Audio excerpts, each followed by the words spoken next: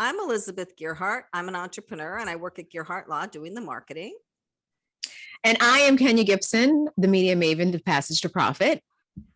And Kenya is filling in for Richard today. So today's show is going to be fantastic. We have Tel Ganesan, who was our guest, founder of Kaiba. He's a serial entrepreneur.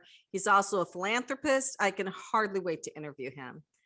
Yeah, we also have Susan Ascher, who is a corporate speaker and leadership coach, and Chef Roscoe Coleman on the show today. Excellent. So before we start, normally we would do IP in the news, but I can't do it without my patent attorney, Richard, here. So we're going to ask everybody a question. And the question is, what animal do you most identify with? So I'm going to go to Tel first. Tel, which animal are you? Lion. Lion. And the why roaring lion.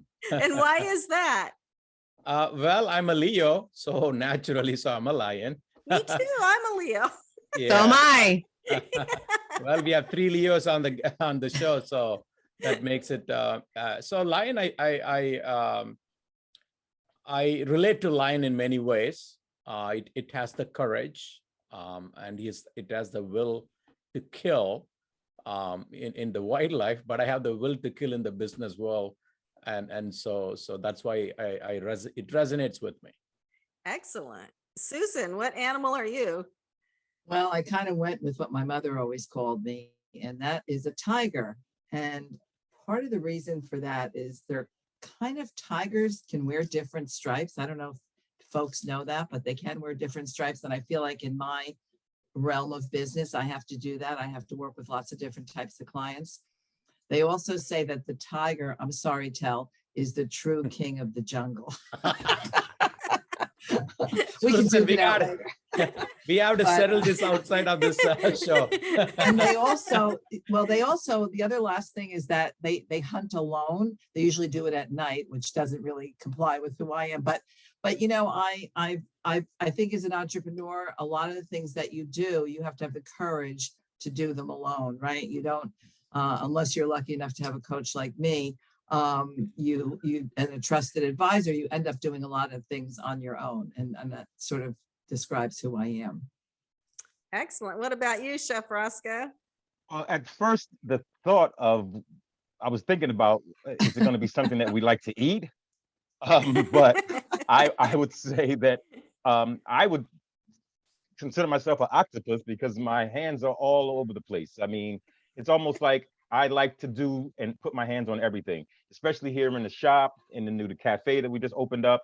I'm also the president of the Chamber of Commerce here in Irvington. So it's a lot of hands all over the place. So I would consider myself an octopus. Excellent. Kenya?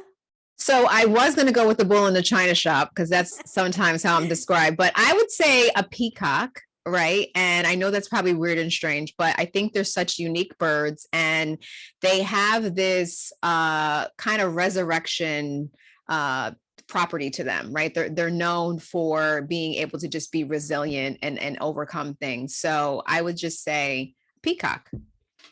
Excellent. Well, mine wasn't seriously related to the business world. I was going to say cat too. I guess we have a lot of cats on the show. Just because I think I love my creature comforts, but I love to be wild too. So I love to go out in the grass and chase little mice. No, not literally. But yeah, I think cats have a lot of qualities that maybe entrepreneurs need, like the ability to work alone and not really care what anybody in the world thinks about them, because cats just don't care what we think of them, right? They're going to do whatever they want to do and to heck with everybody else. But I'm not quite that extreme, but excellent. Well, now it is my real pleasure to introduce our guest. We have been waiting to talk to him, Tel Ganesan. When we found out about him, we were so excited to have him on the show. He's the founder of Kaiba Innovations, Kaiba Films, Kaiba Fashions. He's a philanthropist, a serial entrepreneur, and we can hardly wait to hear about everything he's doing. So welcome, Tel. Tell us a little about yourself. Yeah, glad to be on this show, Elizabeth. Yes. I'm a serial entrepreneur, as you said. What I try to do is whatever I learn in one business or one industry, I take them and then I apply into a new industry that I never been before. And I keep doing it over and over.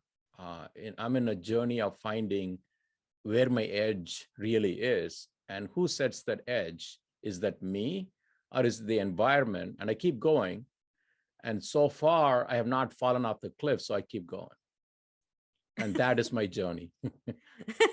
Well, that's amazing. So I would just like to know, like, what is the hardest thing that you think an entrepreneur has to do? The hardest thing an entrepreneur has to do, Elizabeth, is really finding the market fit. Whatever they are producing, whatever they are servicing, is there a need in the marketplace? And whether or not an entrepreneur is able to fit that need, either in terms of quality or in terms of the price point or in terms of this, service.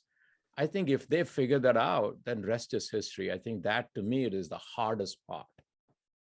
I agree. I mean, if you don't have a market there, you don't really have anything, no Yeah. matter how great it is, right? Exactly. Yeah. So Yeah. do you have a question? Yeah, I think that serial entrepreneurism is an art in itself. So can you just describe like how you've been able to juggle all these different facets of entrepreneurship? Yeah, so Kenya, the way I look at it, I try to keep everything very simple, right? It's almost like if you have a foundation, if you have a blueprint, then pretty much you can take that and apply in various industries, because end of the day, it's about having the right structure, it's having the right process, right discipline, I call them SPD, along with the people and the right technology, you should be able to do anything. I mean, and then if you don't surround yourself with brains much bigger than yours, and rest, you can make it happen. So that's what I've been doing. Initially, I was very hesitant, but it became like a fun. So that's where I get a natural high. I don't do drugs, but I do get some natural high by getting into areas where I have no idea, and I go in there, and then I apply, and then I find more often than not, I find there are always gaps in any industry that I go, because sometimes people don't follow those basic laws of business. And that's what I keen on. And obviously I have to understand the market well, and then I keep growing. So that's what I've been doing lately. That's been my process of pursuing serial entrepreneurship. Yes. Well, I find it really interesting that you started out in IT and grew, and then went into films and fashion. So that like seems really far from IT. How did Yes. you get there? So Elizabeth, I think it looks like if I had to go back and analyze myself, every 10 years, I seem to get bored in doing this, any one thing. I mean, before that, I was in corporate life, working for a major Fortune 500 company. And then I got out and then started this entrepreneurship after 10 years or so. Everything pretty much became the same. It's the same problem, same thing. Instead of 700 employees, I can take them to 7,000, but there is no thrill. As we talked about line, it's always the thrill is in the chase, and it's not after you accomplish. And so then, then I said, okay, time to step down and from that company. And then I wanted to pursue other things and passion for films that was seeded a long time ago, 30, 40 years ago, when I was growing up a kid in India. It got manifested at the time. And then I just pursued it. It's an accident. It was not like a well thought out business plan or anything. Then once I got in, then I started cutting teeth into it. One thing led to another, and here I am now on the 6th film. And so same thing with the fashion. So once I'm in the film, it's all about celebrities, it's all about influencers. And so whether you do film or fashion or anything else, it's all the same. But it just, you do different things. And I know I kind of make it simplistic, but what I learned in the bigger corporation like Chrysler and what I did in my own journey, then I apply in these industries. And to me, it is the same. Yeah, I read that you employed over 900 successful talent. So how do you employ that many people and make it successful? It's simple. If you know how to do 5 people, then you keep repeating the same thing. And 5, you go to 25, and from 25, you go to 100. And if you don't have those basics right, then you cannot scale. And that's what I was doing. And that's why I always believe in being very simple. And if you can prove it out, I mean, for any business, you got to do a pilot, you got to test it out and make sure it works and make sure this is what the market needs. And then you keep repeating it over and over and over. And after a while, it's more repetition. And of course, to grow initially, I loved repetition, but after 10 years, I don't like repetition in that business anymore. So I have to do something else so I can start repeating something else again in a different industry. Well, so it's interesting that you say it came from corporate, because Richard and I both came from corporate, and corporate is its own entity, but there are a lot of good lessons to be learned there that you can carry forward. So what do you think was one of the more important lessons you learned from corporate? The biggest lesson I learned from, so obviously, with the bigger corporation, you have a huge infrastructure. You have so many people working on so many things. So they have a very well-oiled machine in terms of structure and process that bigger companies can afford to have, whereas the smaller companies cannot afford to have that kind of a process. So I learned that from them. And second, all day long, they do a lot of presentations, more than actually working on the product. You became a presentation guru over there. So I learned how to present from a major corporation because that's what they're good at. Whereas in a smaller companies, you cannot afford to present because you have to perform. Can you imagine Chef Roscoe going and doing presentation all day long? Who's going to cook the food? You know what I mean? So, but so these bigger corporations offer those benefits, and that's what I benefited from them. And then with the big corporate thinking, and then of course 5-year plan, 10-year plan, I don't need all of them for my companies because of the size that I'm in. But that sort of a thinking and having those tools in the toolbox allowed me to do certain things that are good for the businesses and not do those things that are so detrimental for a small to medium-sized companies.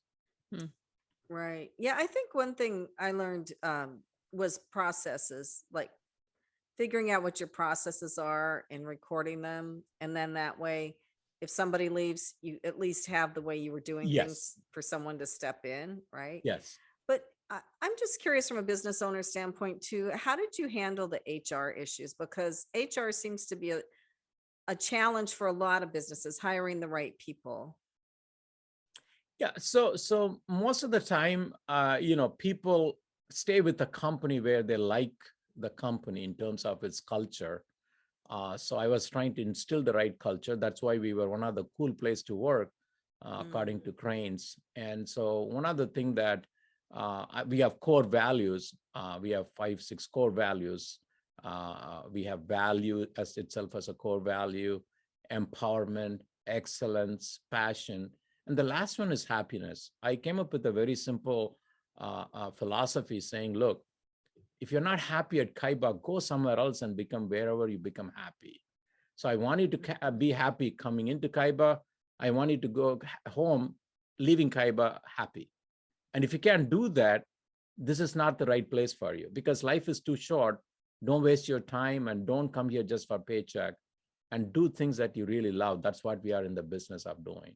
And this is not a major corporation. This is not like, Fortune 500 where you could, hide and not do anything. And here, as everybody has to perform, and they have to perform almost like 5 times, 10 times than what you do in a major corporation, because that's how in an entrepreneurial company, you can survive and you can really, really contribute. So I instilled those things, and people who bought into it, they stayed and they performed. Yeah, I love that as a principle. And I'm hoping you can share with some of the other business owners that are out there, like, how do you keep people like innovative and like motivated to just keep going? Because I feel like sometimes as an employee, you can reach a certain threshold and like it's challenging as the employer to keep people passionate about what they're doing. Yeah. So you ask this very simple question to them, Kenya, what keeps them going? Instead of trying to impose on what you want them to do, ask them what they wanted to do. What are the key strengths that they have that they would like to utilize? And if they can't answer those questions, then obviously you're talking to the wrong person. And so you have those kind of open conversations. When we started, we used to do all this formal appraisal process. People fill out forms, they come review. I mean, those become just so a bureaucracy. We didn't even actually make any real tangible impact. But having the real conversation, asking real questions that matters to them, we were able to move the needle, and we were able to identify real issues with them. Otherwise, it's just a standard paperwork. People treat it as a paperwork, and it has no impact on your business at all. And that's what I start doing these days, is to really have real conversation. Hey, what do you really want to do? Do you really enjoy working here? What is stopping you from going to the next level? And if somebody is not, in that role, as you asked, put them into a different role. Maybe they plateaued in the current position. Maybe somebody was in operations, they don't like operations anymore. Move them to HR. Keep rotating them. And if they don't, then rotate to some other company. Right. That part. Exactly. So I got to ask you, Tel, like, I don't think people consider me very hip or cool or anything, but Oh, yes, you certainly are. not. But so how did you get your company to be a cool place to work? Like, how did you get that reputation? That is awesome. No, it's about trying to be in line with the trends, and trying to be in line with what the industry and the society is in general going on, right? Like, we stopped from all those formal things that we used to do before. I remember, when I started at Chrysler, every day we had to wear a tie, right? And then that became, okay, don't wear a tie on Monday and Friday. Okay, and from there, oh, now all days are casual. From that, as you can see, things were kept on evolving. So now what we try to do, we also try to incorporate a lot of activities for them, a lot of holiday parties, picnic, and then even, happy hour. So we even allowed beer on a Friday so people can do all that. As a small company, we were trying to do whatever the Googles, the Facebook, and we tried to see what the people on the West Coast are doing and the East Coast are doing, and try to make it more cool. Because in Midwest, it's a little bit still, it's a Midwest. So we are, people are more conservative. They're not as cool as the West and the East. And so we try to bring it into our company, into our culture, and people make, so it's not like a work, it's more like a work, life, and fun balance, if you will. Excellent. Well, Yeah. I'll have to try that with my company.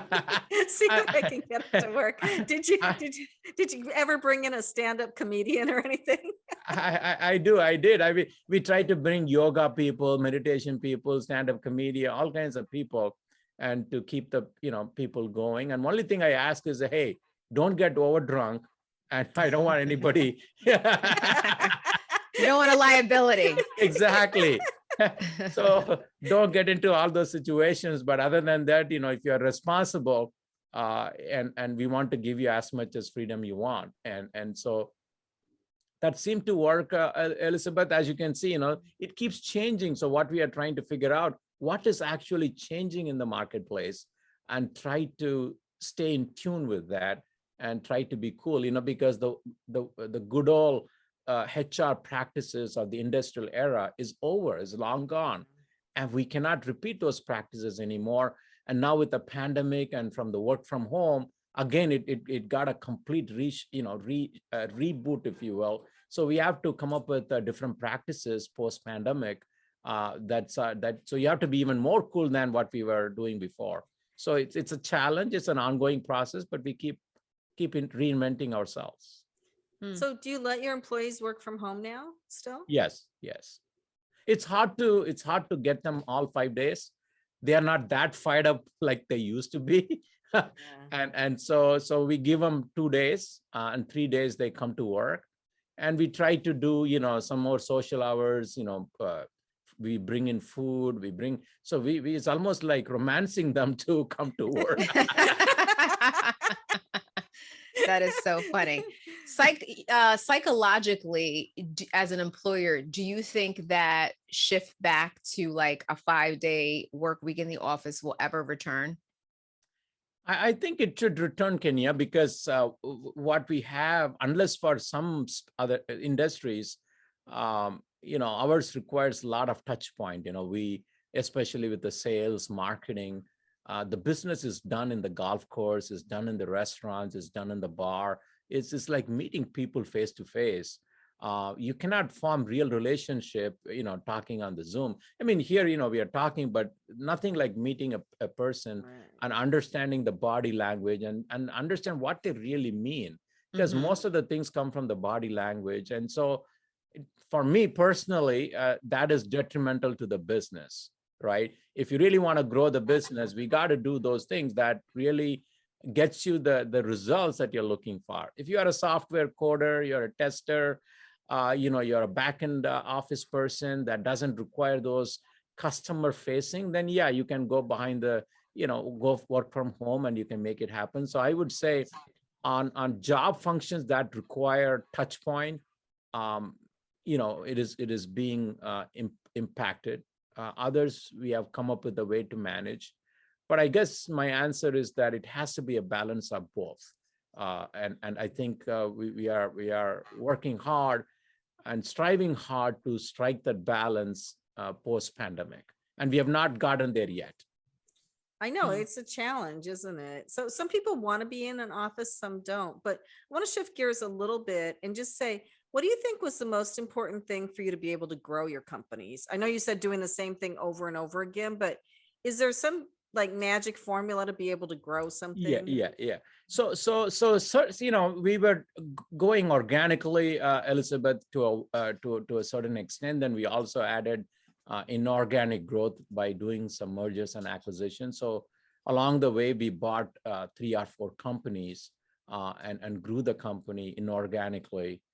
That's why we were able to grow in a short amount of time by deploying those M&A acquisitions. And I think we have done over 4 in the last, I would say, 10 to 15 years. Yes. Well, I heard a comedian once say, they say it takes money to make money, but where does the first money come from? So how did you get the money that you needed to do the acquisitions? Yeah, I mean, obviously, I don't encourage stealing, but short of stealing, you do everything that you can. It's almost like buying a home, right? If you have built a home equity in your home, you can take that and do something else like a home improvement. Same thing in the business. If you have enough equity in your business, take that equity as a down payment, talk to the bank and get some participation from a bank or any lender, and talk to the seller who are motivated sellers who wants to sell. Ask them to carry some piece of paper for some time, and you combine all of them and put them together, and now you have a deal.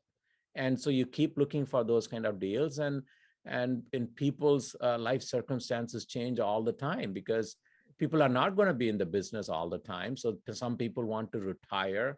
Some people have health issues. Some people are not able to manage their finances well. So for so many reasons, so many companies start and so many companies wind down. And so you try to find the right company and you bolt onto it and you keep doing it over and over. And if you can do one acquisition, I'm sure you can do many.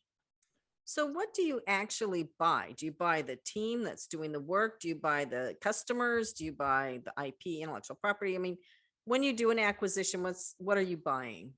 I buy all of them. Okay.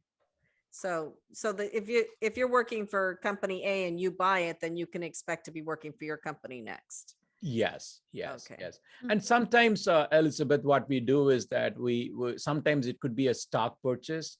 We buy everything, as is, including the people, everything. So I used to even jokingly say some of the companies, only thing we didn't buy is the owners. We bought everything else. Including the chairs, everything came to us. And sometimes we only do an acquisition. So then we cherry pick the assets, so because, we have different implications. Some, if they have some lot of losses sitting in there, you can take advantage of those losses for your tax treatment, if you will. And then in terms of an IP that they may not be able to leverage the IP, but you can based on the synergies And sometimes they could be in a different geography that you don't have a footprint. So, there are so many ways to do it. Sometimes you like the team, sometimes you don't want the team. Then you say, hey, give me just the customers. I have nothing to do with you, nothing to do with your people.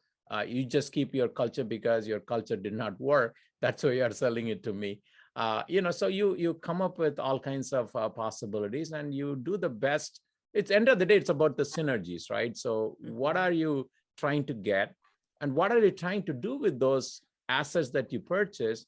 And what would the combined operation look like?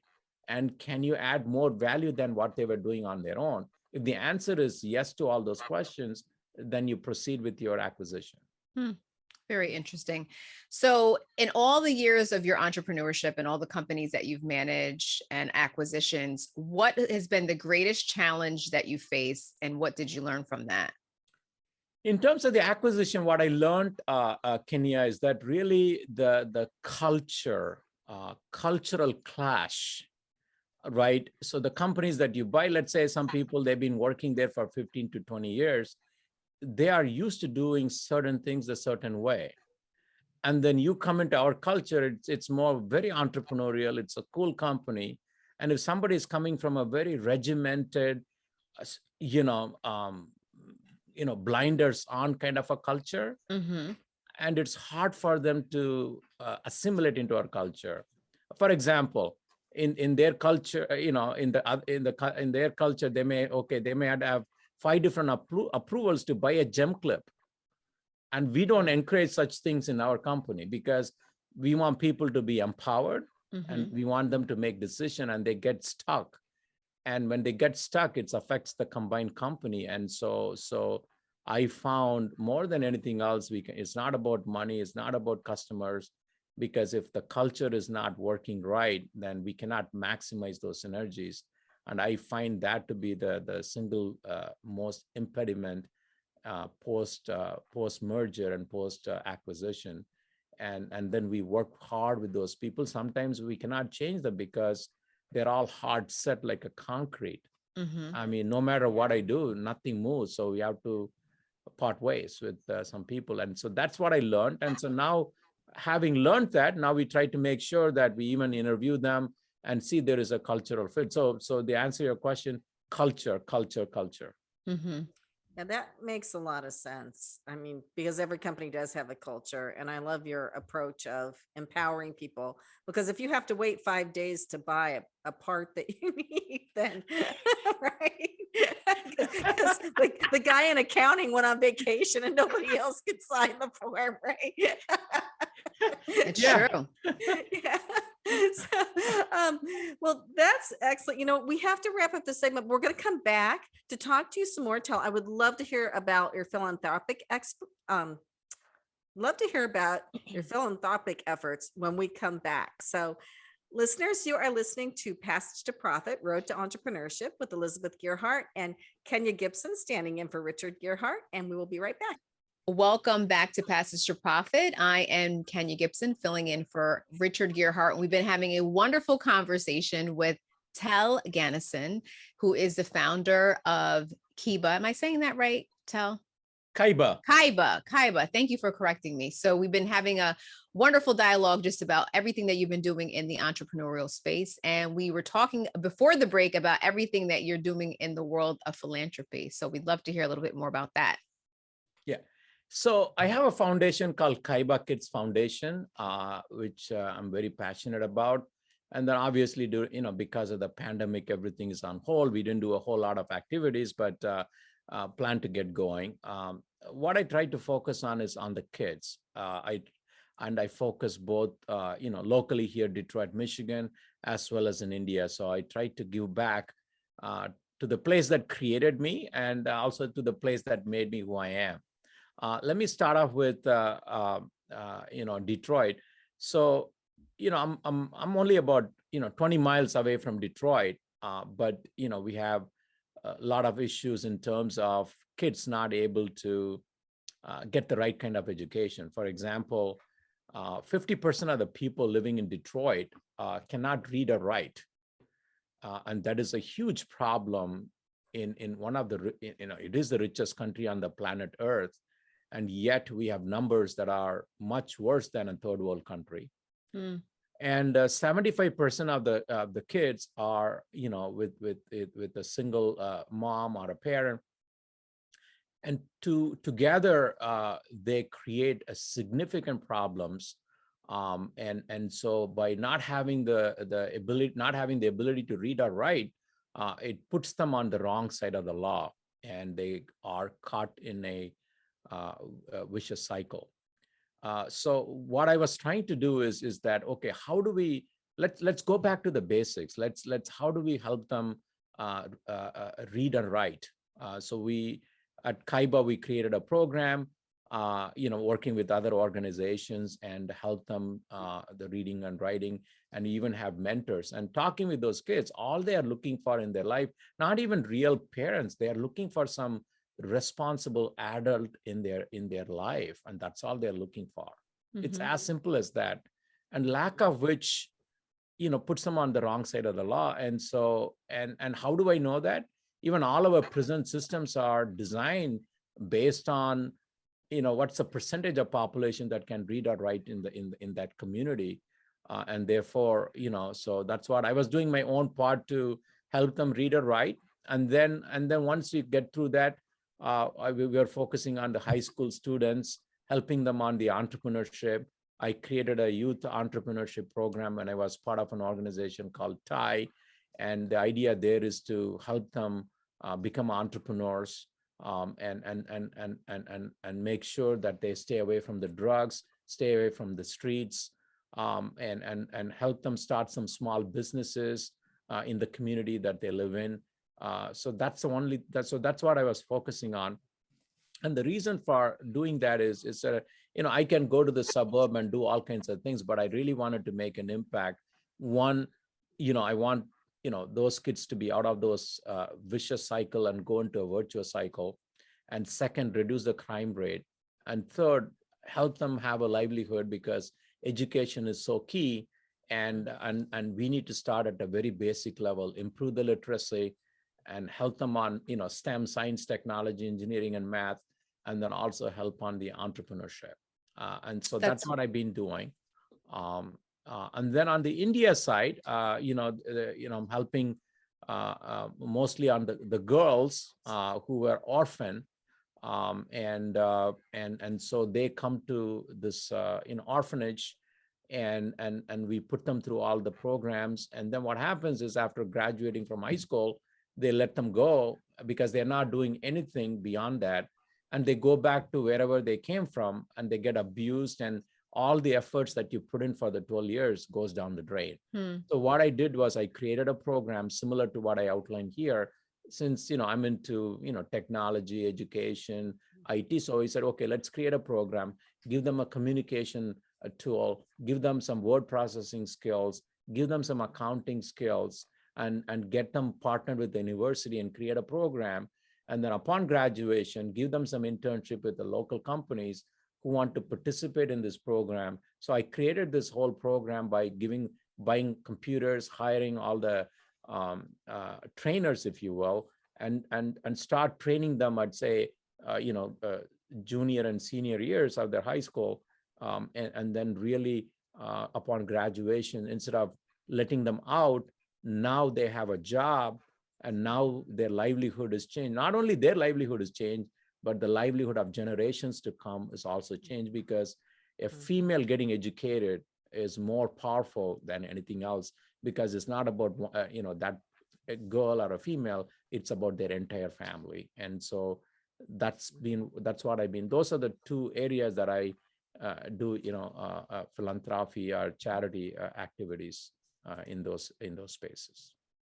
Well, that's very important. And my mother always said education was the most important thing that you could have. And I agree. And I mean, we all got educated. And I just think that's wonderful, and IT, teaching them how to code and program. I mean, that's going to be around for a long time. And Yes. it'll be different iterations of it, of course, but they'll be able to learn the new stuff based on what they already know.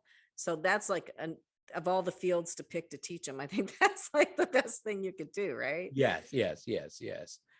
So what my philosophy is very simple. It's I don't like to keep giving them fish every day because I can't and I won't be there for a long time to do that. But if I could impart those education and the tools, and if they know how to fish, they will fish all day long and for the rest of the life. And you are leaving a massive footprint behind by touching so many people. Some people you may not even know, but that's what, your life continues to live beyond your physical and biological existence.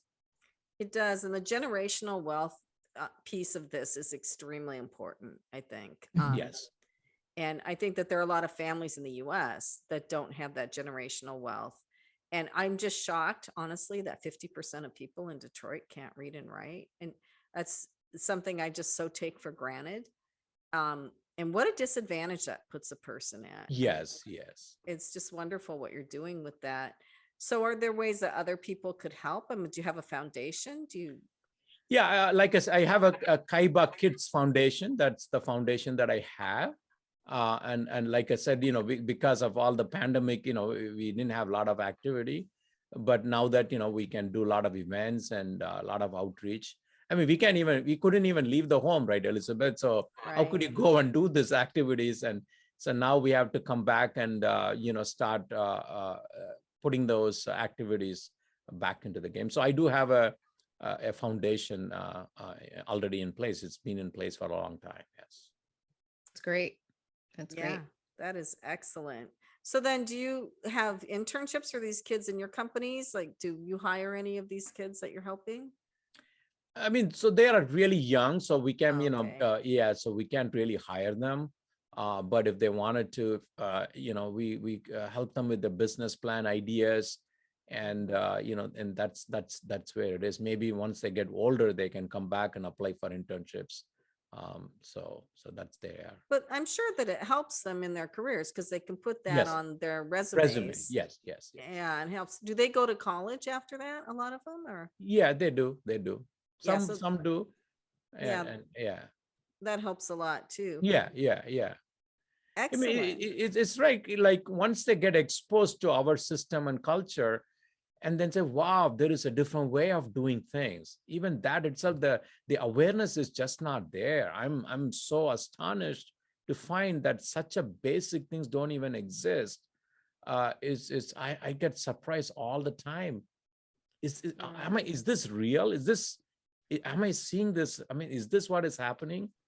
But then I find out it is happening. Mm-hmm.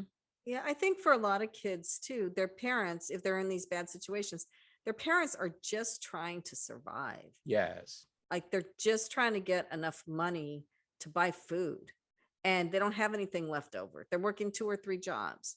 So you stepping in and helping the kids is wonderful. I think.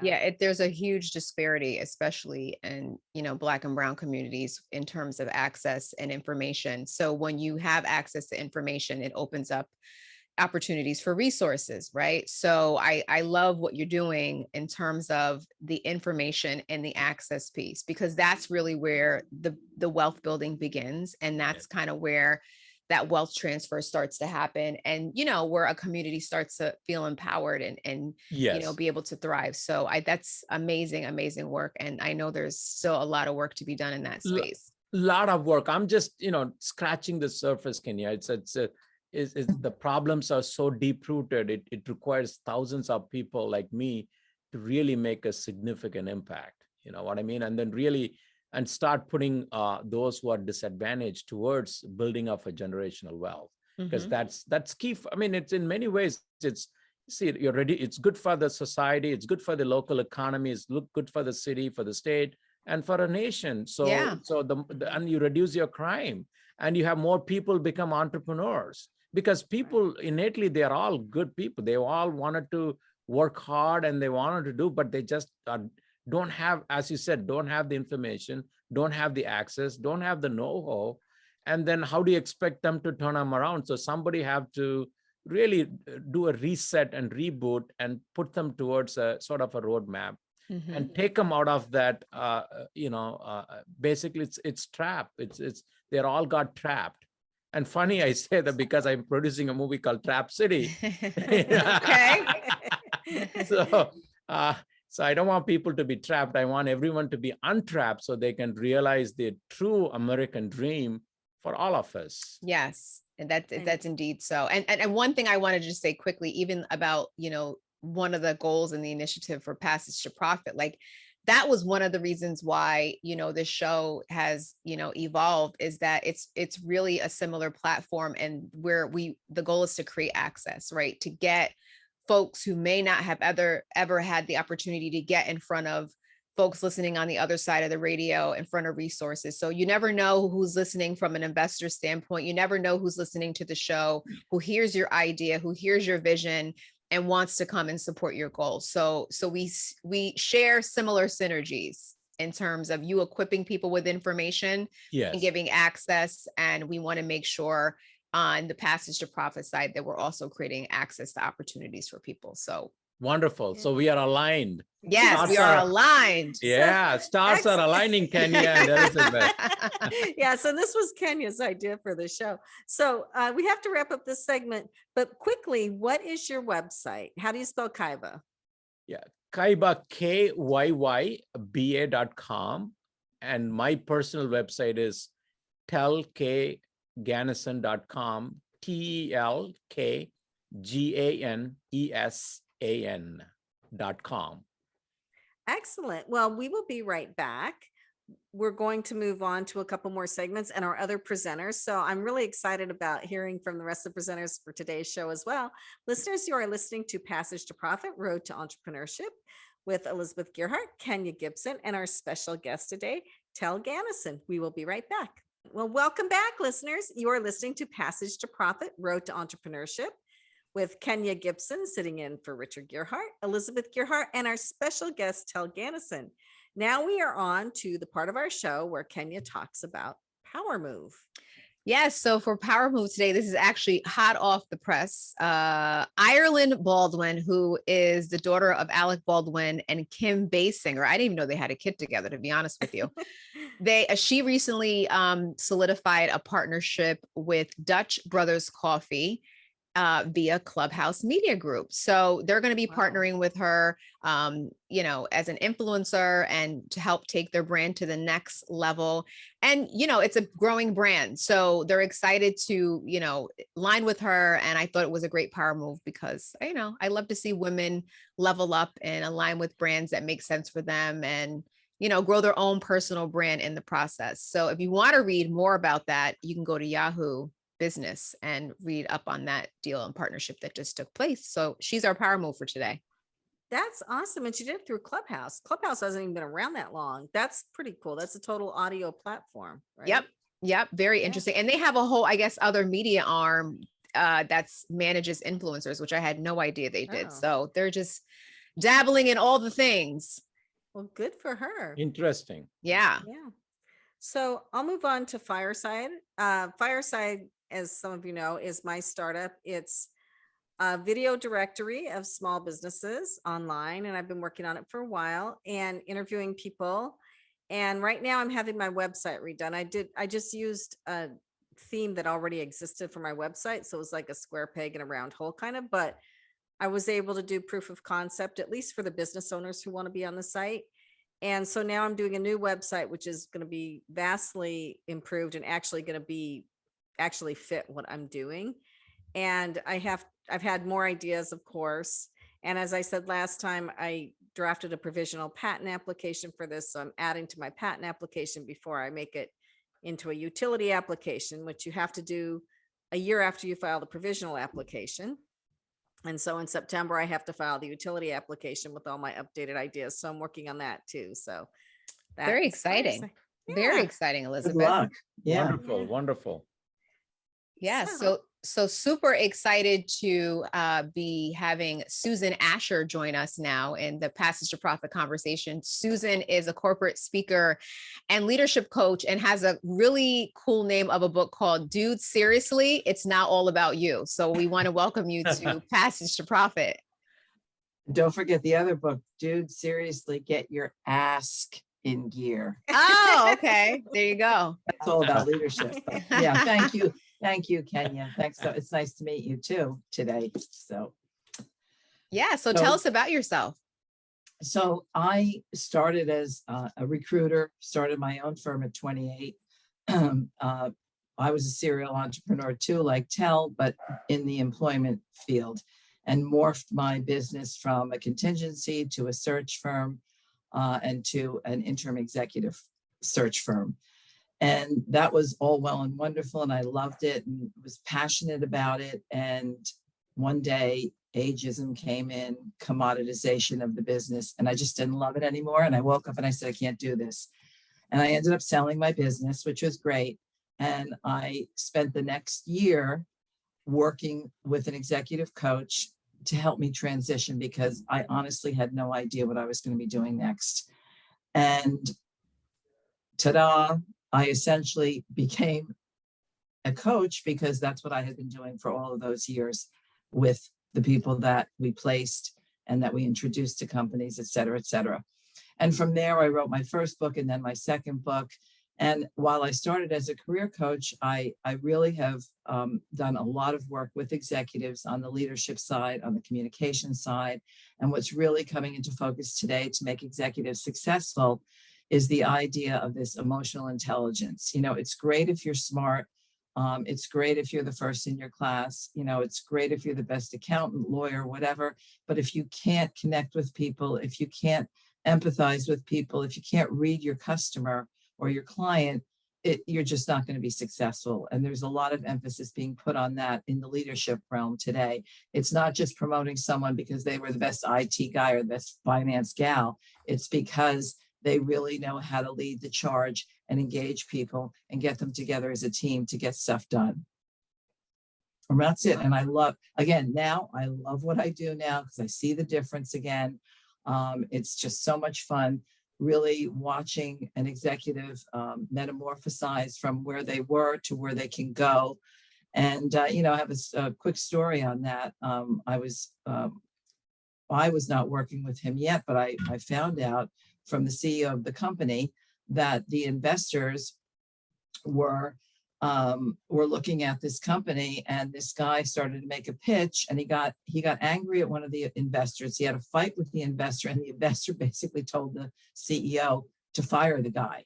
The guy had to come crawling back and apologize, and the CEO and the investors said and agreed if he didn't get a coach to fix his anger, his lack of communication, his empathy, his ability to get things done as a human being and not just with the numbers, that they were going to fire him. He was put on a 1-year notice. I worked with him through that year.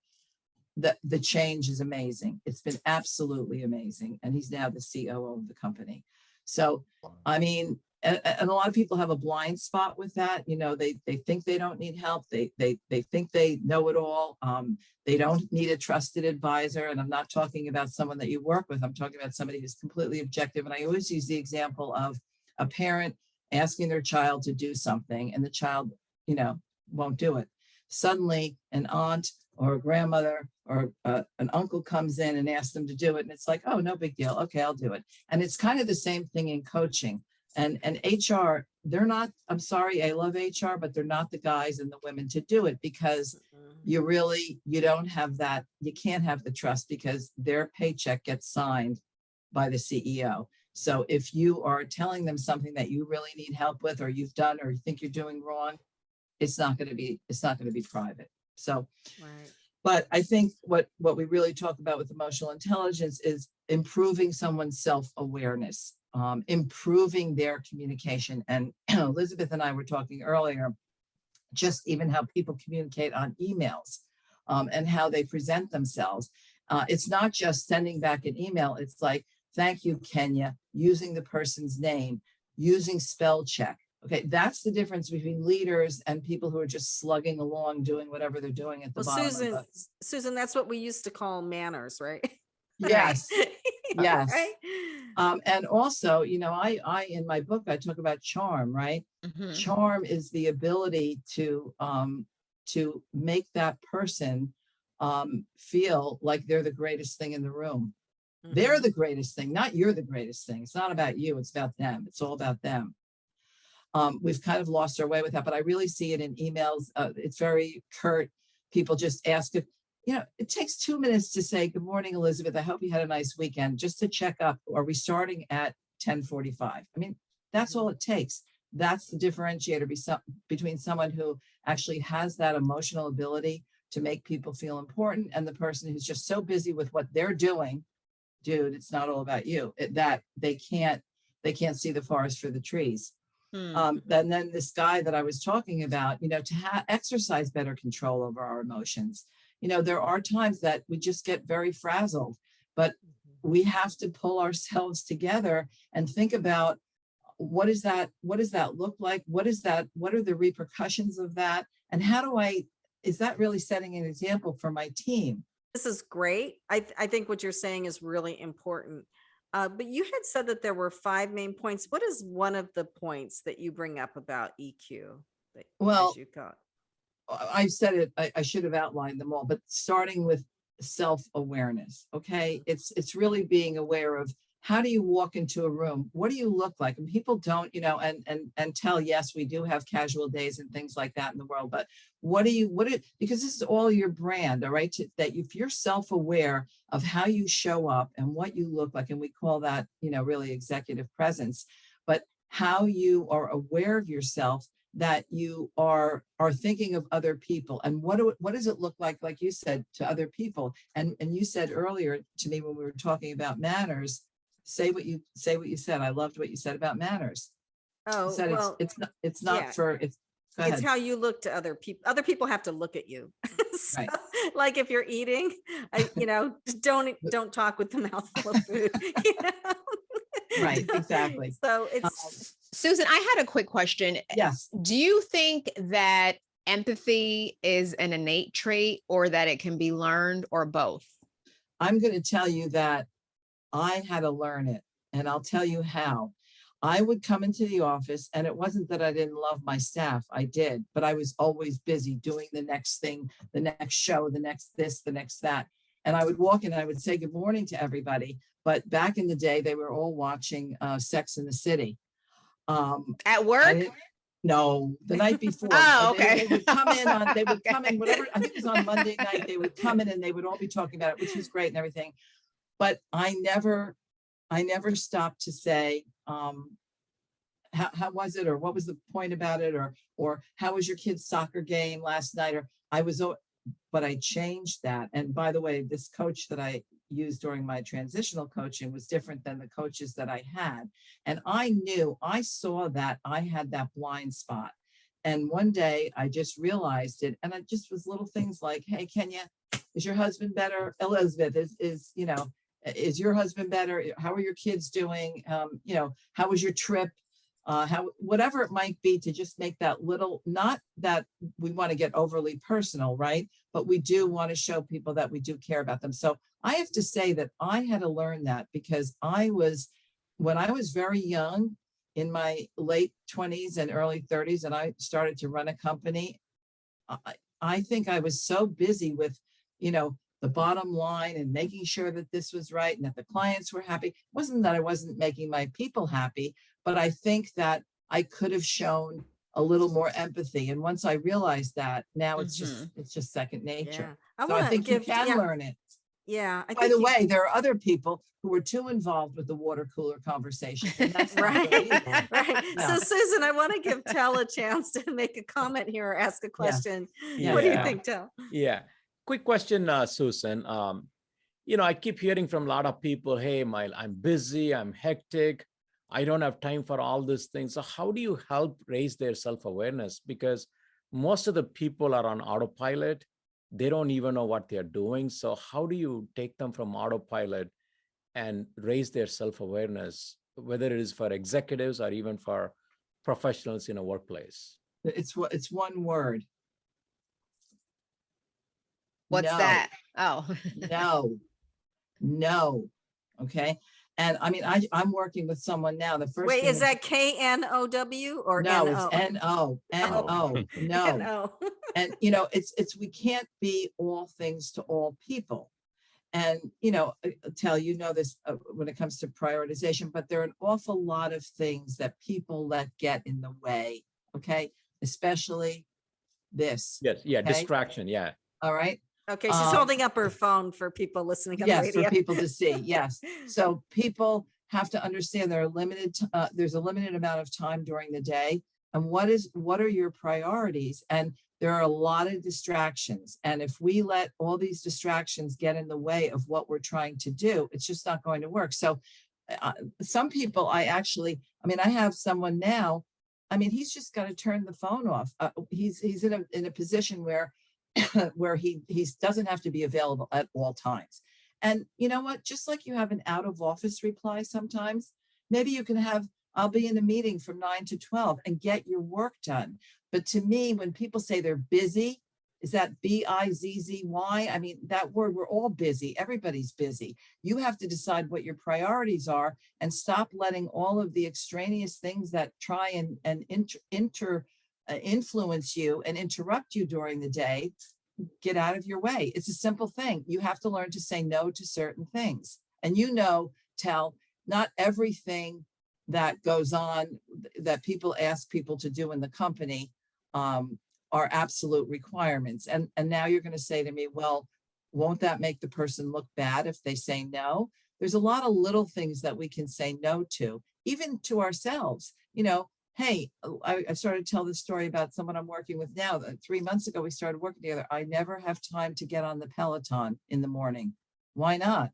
Why not? Because great executives take care as much of their bodies as they do of their minds. Okay. Yes. And if you're not feeling physically well, then how can you be mentally performing in your role? Yes. And I said to her, it starts with 20 minutes. You don't have 20 minutes for yourself.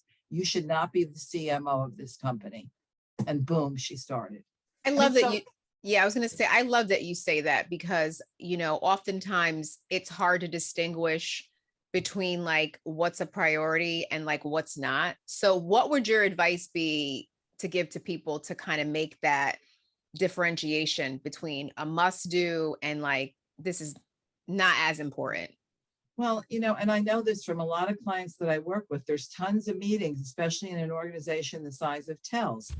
But I know that they're not all requisite meetings, okay? So people think they have to show up. And while they're showing up, they're on a sidebar doing their work or whatever they're doing or emailing or doing whatever. So be present, people. If you're not present, you're not going to be effective. You're not going to be influential. And in order to be influential, we have to have a high level of emotional intelligence. Yes. Because again, it's not about us. It's about the people around us that we're leading.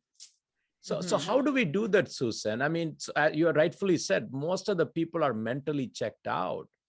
They're physically here, but they're somewhere in Bahamas or somewhere in some island floating around. So how do you bring those people to the present reality and make them perform? I mean, what, you pull their phones away or what do you do? Are you spank them or send them to kindergarten? What exactly needs to be done? That's why there's a Chef Coleman, there's a Tel, there's a Kenya, there's an Elizabeth and a Susan. And for every one of us, there are thousands of them. And I hate to say it, and it's by choice. It's by choice. And I find that many people are victims. Okay. It's, oh, well, this didn't happen. Or, hey, it's always darkest before the dawn, isn't it? Who said that? I don't know. Somebody famous. Churchill, Roosevelt, whatever. But so when people are feeling that way, now I'm talking to the people that would be working for us. When people are feeling that way, and there are those that can be coached to understand that, okay, but you do have to work a little bit harder. You do have to go after, you do have to ask questions. You do have to ask for projects. You do have to stand out from the herd, essentially. But I don't think we cannot make everybody into a racehorse. By the way, what would that look like? God, so, but we do want our people getting to the best level. And, this is not a pitch for me, okay? But it is that somebody has someone who's objective that can help them, because there are a lot of people I know that I have helped who they have a blind spot, and for whatever reason, somebody hasn't been tough enough. I'm not the HR person. I don't have to tiptoe around them. I can say, let me tell you what I want to see in the next 3 weeks, in the next 3 months, whatever it is, so that you can get to where you need to be. And I think that's when you have a great manager, a great leader, that person can help you. But the other thing is, you know, we do have people with the handout. Now I feel that, and it's something that, and it's a very long conversation from the millennials to Gen X, but we're starting to become a very elitist society. I don't want to do this. I don't want to wear that. I don't want to come into the office. I mean, I'm personally, I don't want to work for an Android. I don't know about you. Do you? I wouldn't mind it, but I have to, I'm sorry, we have to end this segment, but this can be a pitch for you, Susan. That's why you're on the radio. So what is your website? My website is Susan Ascher, SusanAscher.com, SusanAscher.com, like my name. Well, that was a lot of great information. Thank you, I'm Susan. glad. Good. And now You're welcome. My pleasure. Yeah, I saved Chef Roscoe for the last because I wanted him to come on right before lunch because talking to him makes me very hungry. Elizabeth, you should have had this in person so he could have put a spread out. I I would, I and I would have made know, I everything. know. Yes, Or you're So- definitely Yes. coming back to the studio when we're back in. Yes. Yeah. and I So will bring goodies. I will bring Chef goodies. Roscoe Coleman, tell us all about what you do. I'm Chef Roscoe. I'm an entrepreneur, and I love doing what I'm doing. I like to cook. I love to cook, and I love to manage people. And my start was in corporate cafeterias. I used to work in construction with my brother. I hated that. I was one of the only guys on my block that had a car, and I was one of the guys, the fellas on the block, and they all wanted to drive to work without their mom. So I had a car. I said I would take you guys, and I got a job as a cashier in a corporate cafeteria. That's what my start was. And I met the chef, and the chef was the man. And I said, I want to be the man. So I wanted to learn a bunch of recipes and techniques and things like that. And so I was in managing corporate cafeterias for years. Then I ran two restaurants. One was in Cedar Grove called Shoebox Cafe. It's not there anymore. And the other restaurant was called, and that place is still there. It's called Just Jake's in Montclair. So after me working, and I was doing catering on the side, just having fun with it, the owners of the restaurant of Just Jake's wanted me to do something ridiculous. And I said, okay, enough of this. I'm going to start my own catering company. And I started in 2008, and I put a kitchen in my garage, and I started from there. And the first 2 years was terrible, but we started to grow and we started to get some attention. And so we had to come out of the garage, and we bought our brick and mortar here and 1379 Springfield Avenue in Irvington. So I've been in Irvington for many, many years. We moved in 1979. My father died in an car accident. So we started I just like to be the community guy. They used to say I'm the community guy. I was the block association president. I would help out with the politicians. I would do cleanups and things like that. So that is my contribution to the community. I just love helping out the community. I donate food to the senior citizens. I donate food to the police department and things like that. So I love what I'm doing. What we started doing, and when this YouTube and Facebook started coming up, I said, well, let me just show people how to cook some things. And I started to do a video cooking class, and it was a bunch of fun. We call it Spice Talk Tuesdays. Every Tuesday, we would come on screen, and I would just make some dishes that I just felt like making, and it wasn't anything that anybody else made before. I was just throwing some ingredients together, and we was having fun, and I was drinking, and I was making food, and people loved it. So we had this special spices that we had, and the spices it's a 10 spice blend that we were using for everything. And people would say, hey, where can we get some of that spice from you? And I said, oh, you can just come by the shop and pick it up. And people would come by and just say, hey, I don't want anything to eat. I just want that spice that you use. So we said, hey, we got something here. Let's start bottling it, and started selling it. And we started to make these classes, make these spices just off the cuff, just saying, hey, you want to buy some spices? We can sell them. And now we started to sell them online. And that started to be a lot fun. People still say, oh, really, really like the spices. So we started to kind of market it. We don't really sell a lot. Our biggest thing is the catering. So eventually, I joined the Chamber of Commerce, and that was something that I think that they were just antiquated. Right now we know that the Chamber of Commerce, people don't believe in it. They just feel like there's no value in it. And I felt that it was, because you can network with a lot of people. So I decided to run for the president of the Chamber of Commerce. And it really wasn't something to run for. It was just a procession. Like, you would be the vice president, then you would become the president. And so with me, we started to make some changes with the Chamber of Commerce so we could help out the businesses, as we do. Like, a lot of times they didn't have any kind of website presence, anything like that. So we changed a lot of things like that. And we started to help out businesses. This is my first year in Chamber of Commerce, and I'm proud of it, because I like to help businesses and to help businesses grow. And so that's what we do, and that's what I do. I love what I'm doing. I love cooking. I do have a staff. I do have a team, and then we have during the pandemic, I can tell you this story. During the pandemic, we had, in 2020, all of our catering events were canceled. Every single one. We had major businesses. We were doing doctors' graduations. We were doing major weddings. It all went away. But we built so many relationships, and this is how we grow our businesses, through building relationships. That we had a relationship with a customer, and she worked at the hospital, and she said, Roscoe, can you send us 275 plates? We were not set up to do plates. We were set up to do bulk pans and things like that. So she said, can you do 275 plates? And we said, yeah, because we got nothing else to do. We might as well Right. make it. We made the plates. They loved it. She said to me, what are you making for tomorrow? I'm like, I wasn't prepared to make anything for tomorrow, but I can make something for you the next day. So from there, they were throwing like thousands of plates at us. Thousands. We need 250 plates tomorrow. We need 3 weeks of 200 plates every single day. So that kept us afloat. And it's because of the relationships that we built with so many customers that they started to just use us for everything. A lot of our customers say, hey, we want to keep you in business, so we're going to come and buy these plates. Now, you see this thing says Friday takeouts. We would do Friday takeouts just so we can keep the business growing. And it kind of helped us like tremendously. Chef That's Roscoe, remarkable. That is remarkable. I want to ask you something real quick here, though.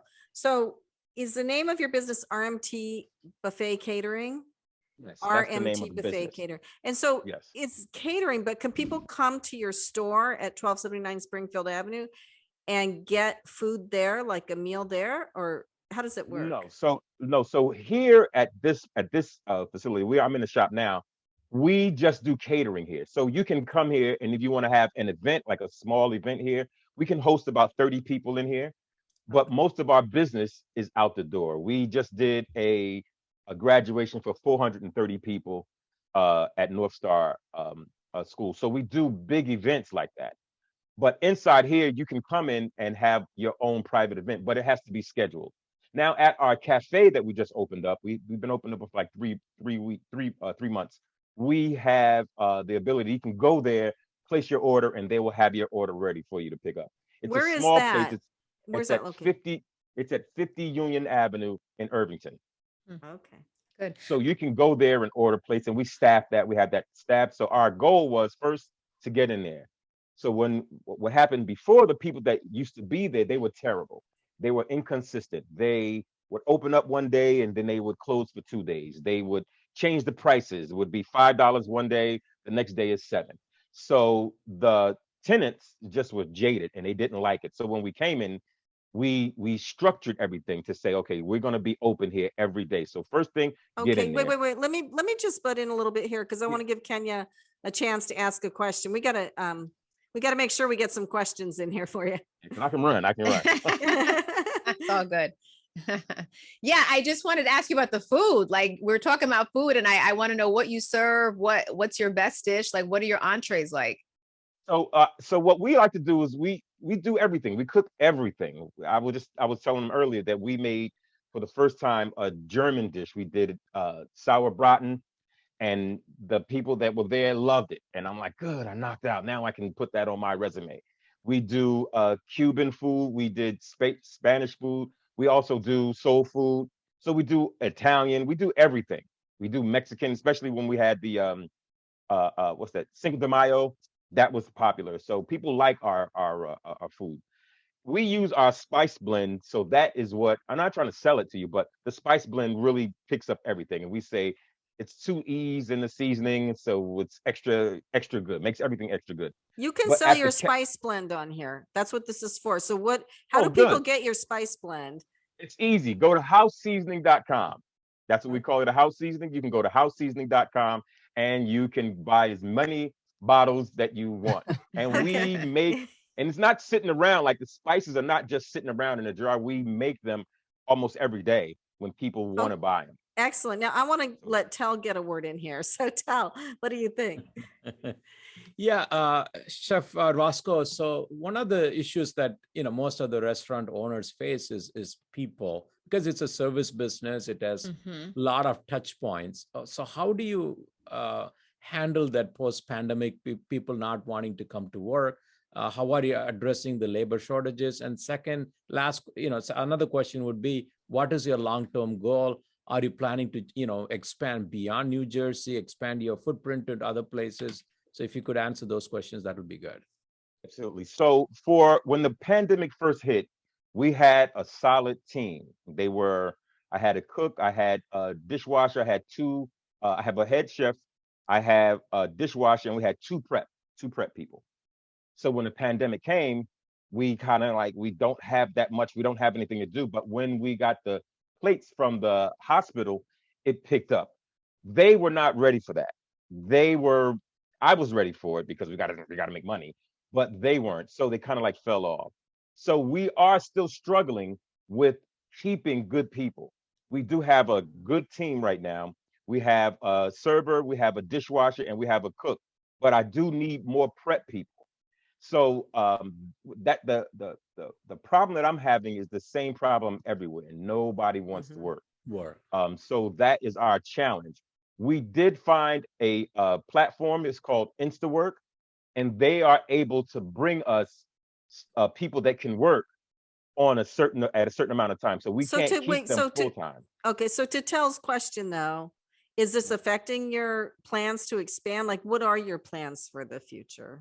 What we want to do is get a actual full scale catering hall where we could bring people in. We got parking. We have just a really nice catering hall where people can go and have big weddings. We can't do it here. When we do weddings, it's other venues. But I would like to be the person that has a really nice position, a place and a location where people can go and have a great time. I've gone to a bunch of catering halls, and I want one of those catering halls. So that's why our goal is. We also want to sell our spices.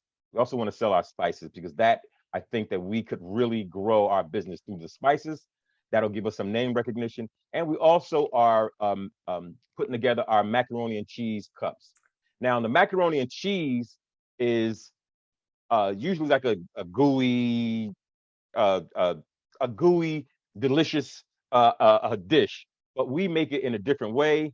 And so I think that's why we came to Gearhart, so we can kind of have those things patented, so That's awesome. So that we can be the only ones that can make these macaroni and cheese cups, and they are delicious. So we did have Rutgers, the school, do I guess they were trying to do something for their school. I'm in the kitchen. So what they did was they presented us with how we can sell it, how we can offer it, how we can be profitable with it. So it was a bunch of students, and they did a great job. So we feel like we can now make these dishes, make these macaroni and cheese, package them, and then sell them in stores. That's the goal that we have for that. Oh, I'm looking for that. Me too. I love macaroni and cheese, and I am a macaroni and cheese connoisseur. And you will love them, and you will love it. And I'm sure I will. Even the way we make it, you can go to our store too. We do have a store, shopchefroscoe.com, and you can just buy macaroni and cheese, but we're not able to ship it throughout the country as of yet. but you can come and we can deliver it to you, and we can have you come pick up at the shop too. We'll So have to do the we'll do that. taste test because so Yeah. far my Yes. husband makes the Yeah. best macaroni and cheese. So we're gonna see. I'm gonna do a little taste Okay. test. I Okay. think I Okay. think Kenya, we need to get back into the studio in Manhattan. Yes. And we need to have the taste test there at the iHeart Yes. Studio in Manhattan. So I Definitely. said that this was going to make me hungry. My stomach is growling, but we have to end the segment, unfortunately. So what's the best place for people to find you? You can go to chefroscoe.com. That's CHEFROSCOE.com. Or if you want to buy some stuff, you can go to shopchefroscoe.com. That's SHOPCHEFROSCOE.com. Excellent. Thank you, Chef Roscoe. And listeners, we will be back for the wrap up. So don't go away. You're listening to Passage to Profit, Road to Entrepreneurship, and we'll be right back. Well, welcome back, listeners. It's Passage to Profit, Road to Entrepreneurship with Kenya Gipson sitting in for Richard Gearhart. I'm Elizabeth Gearhart. We had an incredible guest today, Tel Ganesan. And right now we are to the part of our show where we do a little bit kind of get to know you. So I'm going to ask Tel first. Tel, what is your favorite part about being an entrepreneur? The favorite part is, enjoying the freedom and flexibility, Elizabeth, because I get to do whatever I want, wherever I want, whenever I want, however I want. And to me, that is the ultimate freedom that is so priceless. And that's what keeps me going. And that's why I keep pursuing entrepreneurship.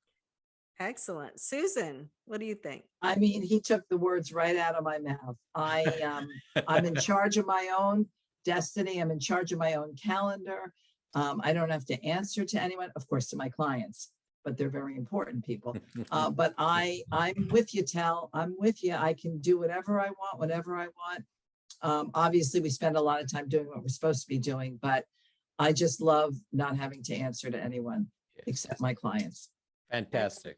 And what about you, Roscoe? For me, yes, it's all those things are the same. But for me, I like the challenge. I also like the risk taking.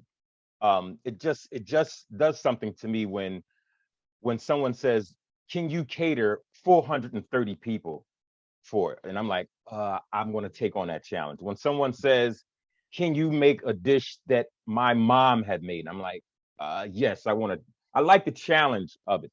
And as far as the other thing too that I like about being an entrepreneur, other than being your own boss and running your own business and things like that, is that I like to help people as much as I can. So when I bring in people, I tell them from the beginning, I am going to be your help. I'm going to help you grow this business. Meaning that if you come in here and you do the work the right way, we can all grow. We can all be lifted up. But for so many times, some people forget that. We love to have fun here at the shop. We love to crack jokes. We love that culture, what Tel was talking about earlier.